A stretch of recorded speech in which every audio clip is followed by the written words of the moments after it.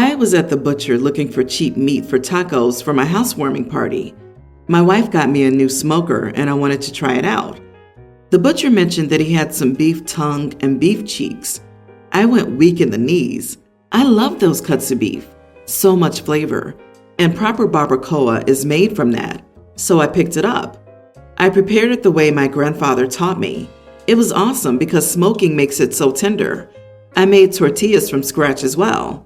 So we had our party and everyone enjoyed the food until my wife's brother's girlfriend asked for the recipe. I declined because it was my family's recipe, and I don't like to give away recipes. I have in the past, and I ended up getting crapped on because it doesn't taste as good, and I must have sabotaged them on purpose. No, Madison, I didn't sabotage you. You used cinnamon powder in your chili instead of a couple of cinnamon sticks, as I said. My wife told me to please play nice and share, so I wrote out the recipe for the girl. She immediately starts dry heaving like she's gonna hurl. My brother-in-law comes over to see what's going on. She screams that I served dog food for supper. So everyone starts asking what she means, and she starts waving the recipe around, saying that beef cheeks and tongue are what she buys for dog snacks. No one else complains. They all say she's being ridiculous and that the meal was great. She left there crying and being comforted by my brother-in-law. Now she's flaming me on Facebook, calling me names, and saying that just because I ate peasant food growing up is no reason to feed it to others. I feel guilty because I thought I was doing a nice thing, making authentic food. But I guess I might be an idiot for serving cuts of meat that Americans don't think are fit for human consumption. Not the idiot. Repeat this until it takes hold. I am not responsible for others' lack of Epicurean taste. Beef cheeks are a delicacy. Tongue, while not specifically a delicacy, has good flavor and a unique, but not gross, texture. It isn't like you fed them tripe. Thankfully, most of them acknowledge that it tasted amazing. You don't need the one idiot in your life. Peasant food makes me laugh. I love oxtails, but I can't afford it anymore because the foodies have discovered it. Even worse, Chica found the food good enough to ask for a recipe and only blew a gasket when she saw the ingredients list. Complete moron, and not even an elitist, as you note. Beef cheeks are a delicacy and are commonly found in fine dining. I'm so torn. If someone fed me beef tongues or cheeks without telling me, I would be so upset. Being fed something you're not expecting is so violating.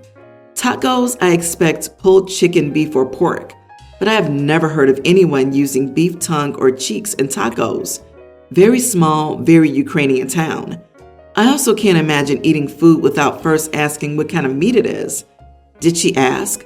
Did you say beef without going into detail? I'm going with everyone's the idiot here, especially considering her reaction wasn't just to get upset, but to call it dog food and slander you. I agree. I have to say that I feel this is similar to feeding a vegan meat and saying, see, you liked it. Yes, it is food, and yes, they liked it, but it's not something they would have ever chosen to eat, and they would have reasonably been expected to inquire about. This is a lesson for you. It would be best if you had told people what meat it was so that they could consent to eat it or not. It's not okay to take away someone's choice to try something new. Ever since I can remember, our family has always gone on a hike on the morning of Christmas. We did it all through my childhood. My husband's family did it, and my friends' families are similar, though for some it's just a walk, or some go into the city and do an easy 5 or 10K run. My son Porter's been dating Emily for the past 6 months. I'm happy she's going to join us. They're coming from the city about 3 hours away, so they'll be staying overnight. I've met Emily before, and she's a great match for Porter. I know there's all that hoopla about the mother-in-law/daughter-in-law dynamics, and I just have no time for any of that. If Porter likes her and she treats him with kindness, and he's the same, who am I to complain? I Skyped with them on Thanksgiving, just making plans for who's bringing what for Christmas, gifts and such, and I mentioned that she should remember to bring her hiking boots, but we'll have plenty of yak tracks if the trails are icy. She was visibly confused and asked, what for? So I explained. Then she got quiet and asked if she had to. I said, no, of course not. She doesn't have to, but we've always done this, and I was surprised Porter didn't mention it. The next day, Porter called and explained that Emily wasn't in great shape and would struggle with keeping up, even on one of the easier trails nearby. He said that maybe we could just do a nice short family walk in the neighborhood this year so she feels more welcome. I said that maybe the two of them could hang back and enjoy a nice quiet morning before the festivities begin while the rest of us go for the hike. I remember being young with Porter's father and how special those early Christmas mornings always were. Plus, this will be her first time with the family, and it's going to be a lot. Porter got annoyed and said, I'm not hearing him. He said that he really thinks we need to cut the hike down or make different plans. I told him in return that this is a family tradition that goes back for years, and changing it for one person isn't fair to the rest of the family, so we're at a stalemate. I even said that if they hang back for the morning, I'd be happy to go on a nice walk with Emily and Porter later in the day during a quiet moment. He said I'm still not hearing him. Am I the idiot for not being willing to downgrade the hike to a little stroll around the neighborhood? Not the idiot. I hear Porter and don't understand why he thinks his girlfriend's abilities should dictate everyone else's plans and activities. You offered to do a walk around the neighborhood later or just let them hang back. He's free to do a shorter hike with her too.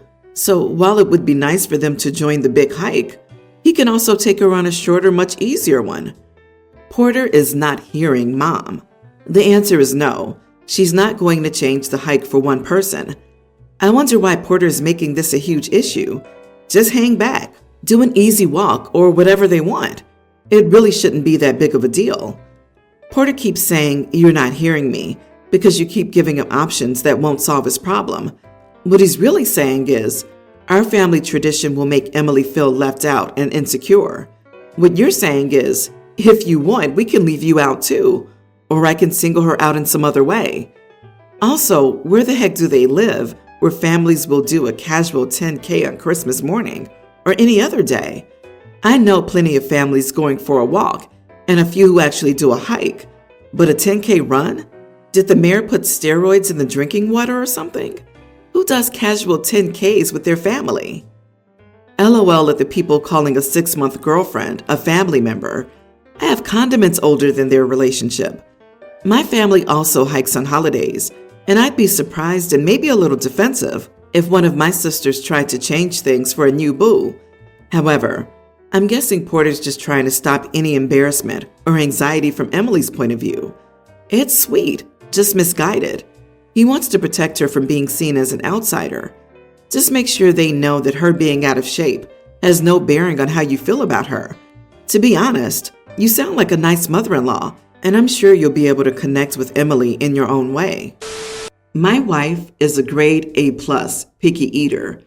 It's bothersome to a certain degree, but on holidays, basically, the crap show begins.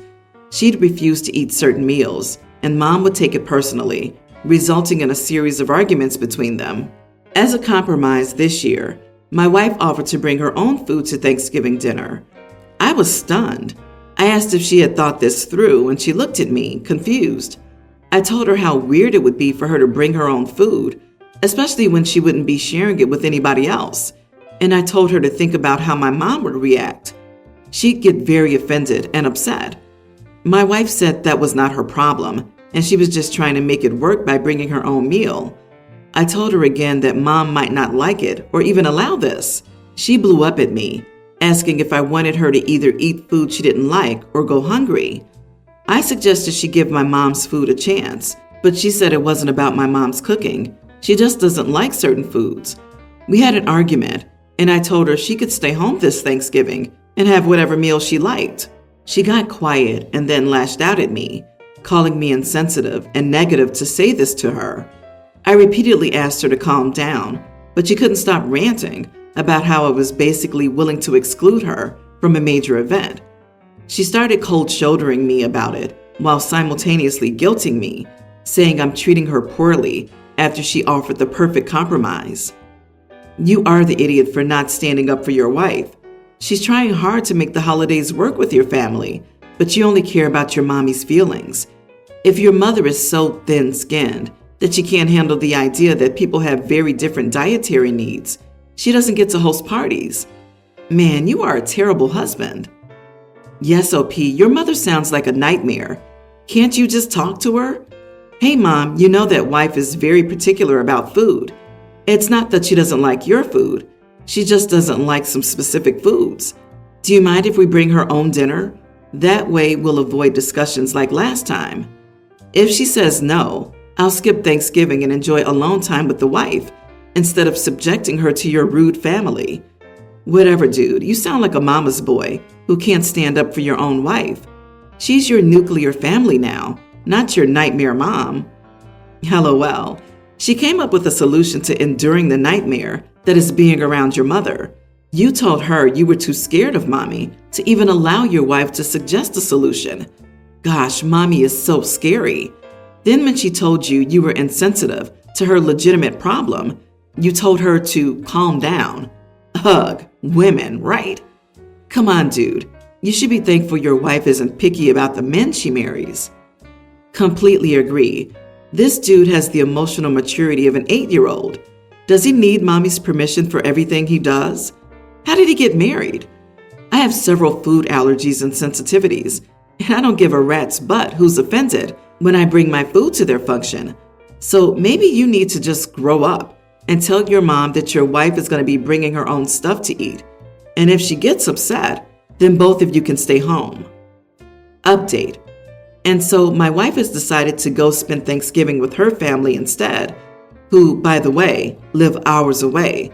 So this means unnecessary travel expenses and basically ditching me for a whole week. Y'all happy now? Though I appreciate some insightful comments on the situation, some others, not so much. Especially with those assumptions, claiming that my wife has allergies. She does not. Where did y'all get that from? But anyway, though I'm not too thrilled with her decision, all is good now. I feel she's doing it to spite me or to get me to cave in. In 2021, I, 33 female, was going through a depressive episode, and both my husband and I agreed to move back to our home country. Since I'm a stay-at-home mom, I took our 3 kids and returned first, while he was held back with work to support us and build savings.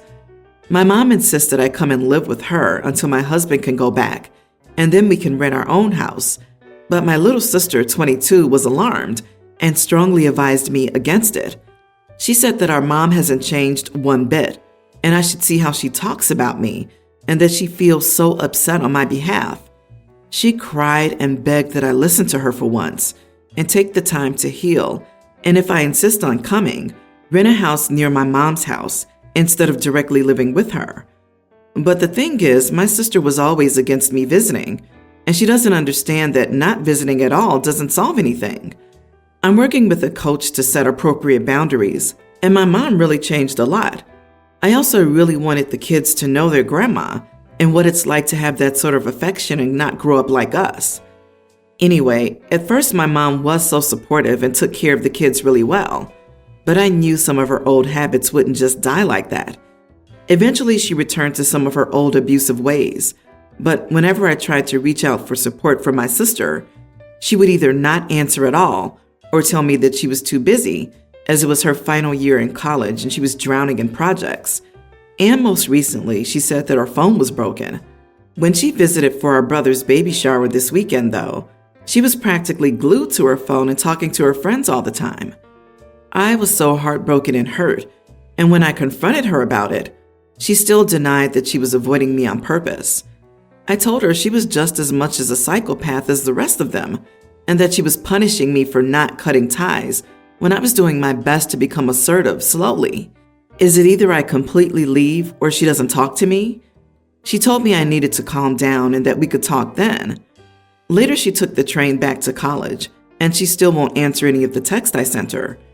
Am I the idiot for expecting her to support me instead of punishing me like this? Edit. Just to clarify, my sister was not abused by our mother. If anything, she was the favorite, and Mom loved her to pieces.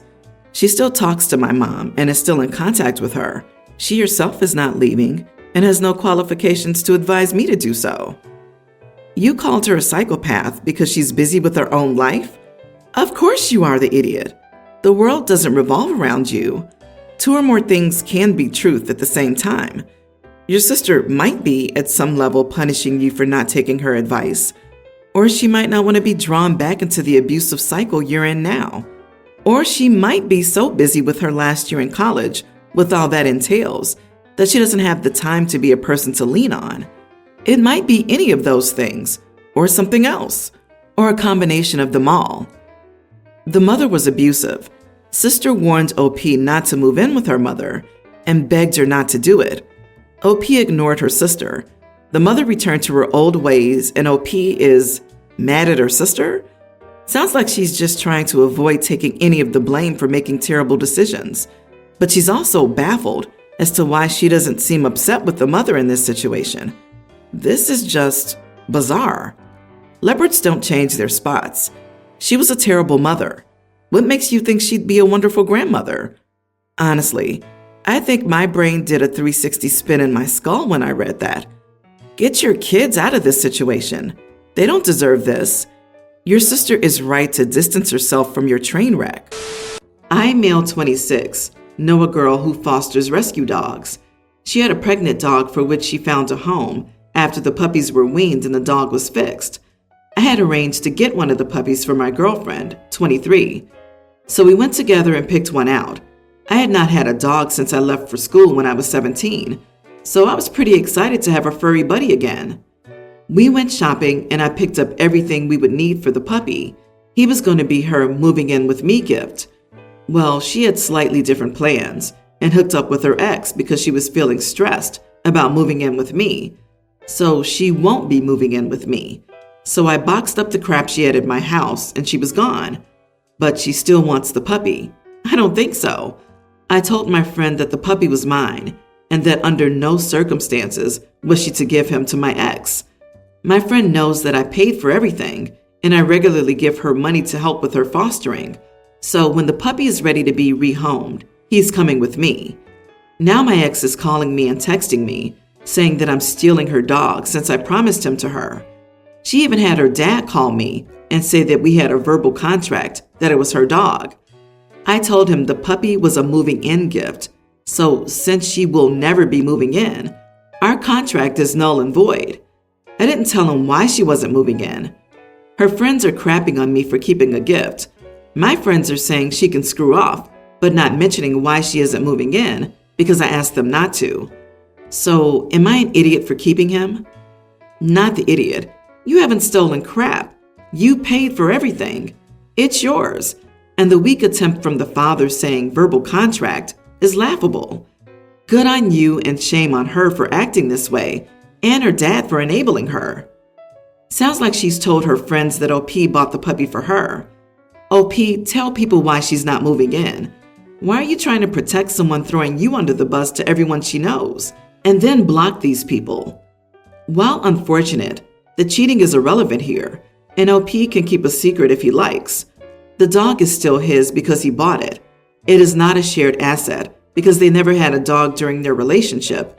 It's a conditional gift, like an engagement ring. You don't get married, you give the ring back. She doesn't move in, she doesn't keep the pup.